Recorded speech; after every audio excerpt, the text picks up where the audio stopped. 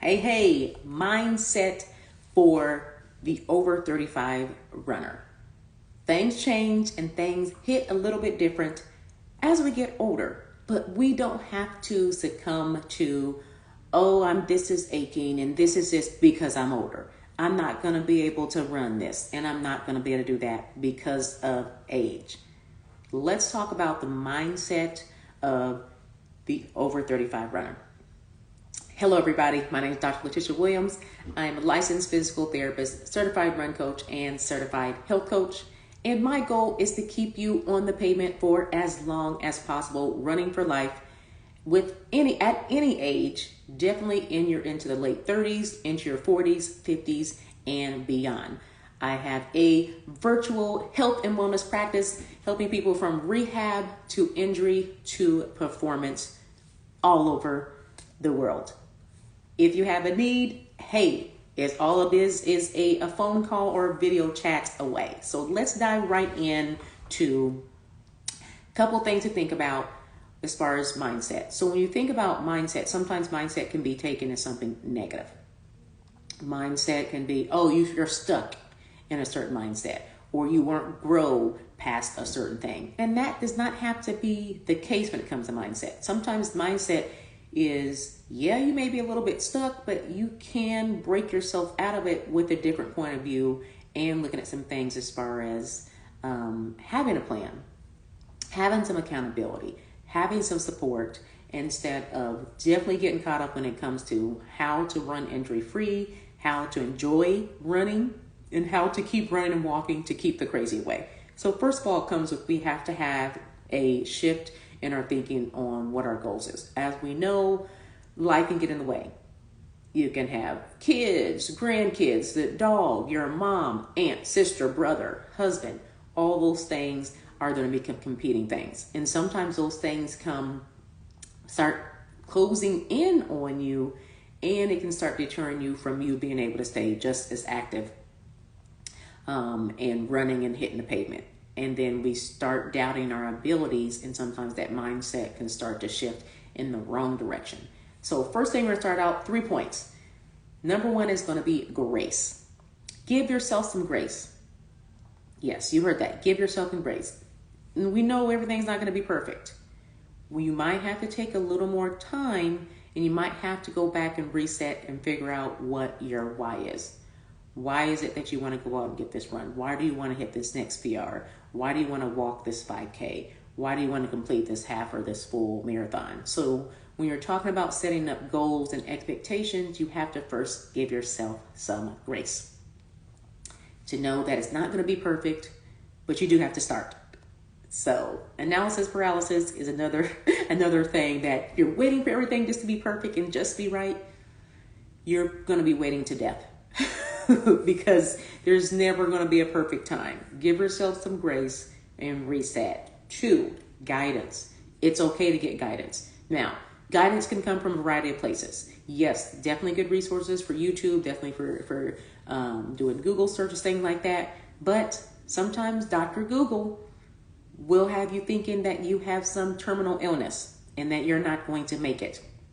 So you can go too deep down the rabbit hole of Dr. Google searches. YouTube University does that. Video after video, trying this after that. Sometimes you got to take a step back, get some guidance. Find someone that you can work with that can get you on a structured plan. Be it something that's working on your nutrition, working on stress, getting your running plan, having a plan set aside for a race instead of, I run a half before, I've kind of been off training a little bit. This race is coming up in 3 or 4 weeks. I think I can go out and do it. Little bit. Let's go back to that mindset shift.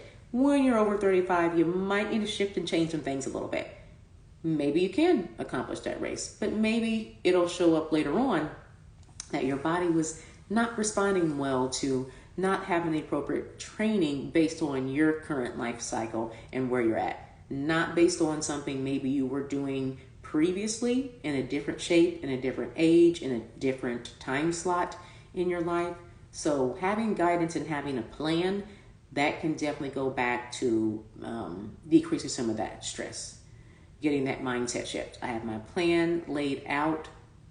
I've got some help that I need to be able to fill in holes where there may be some deficits in training, in my overall progression of things. So guidance. So first was grace, give yourself grace, then guidance. Third is going to be, if you want to run into your glorious years, couple things I would do. Never negates the power of a good warm-up. And that's not sitting there and stretching for 10 long, 12, 15 minutes, doing long, prolonged stretches prior to getting out on a run. Warm-up is dynamic. So dynamic means moving, mobile. So if you want to continue to run gloriously into your 30s, 40s, 50s, and beyond, we can't do like we did when we were younger. And hey, when it's time for a run, I don't need to warm up. I don't need to do a thing. Throw my shoes on, run out there, run, come back, hop in the car, go home and sit down. Nope, that body hits a little bit different as we get older. So if you want to run into your glory years, warm up, dynamic warm up. That's going to be movements as you can do like squats in place, jumping jacks, high knees, hip swings, working on that, warming your body up to prepare it to move. That's that warm up. It can be short.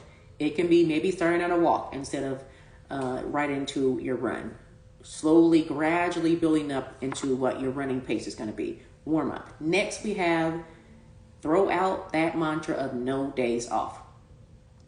Yeah, you heard me. I know it's not popular, but no days off can get you in trouble.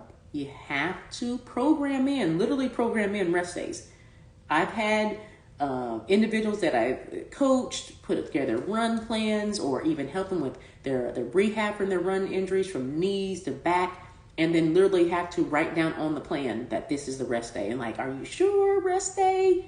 Yes, literally rest day.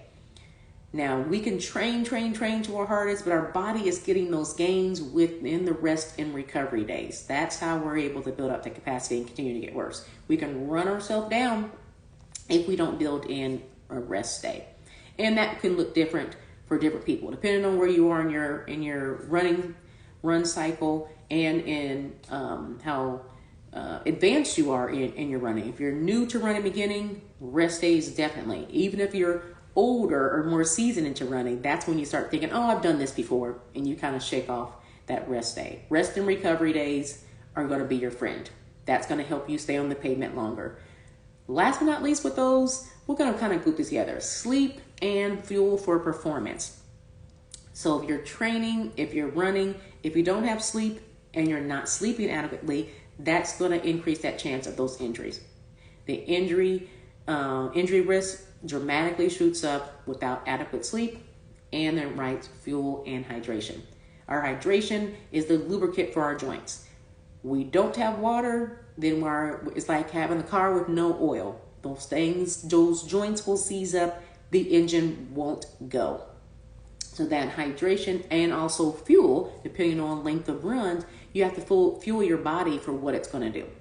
So you can't just keep pouring into something empty, and then on top of that, not sleeping, and then figuring out why my times aren't getting better.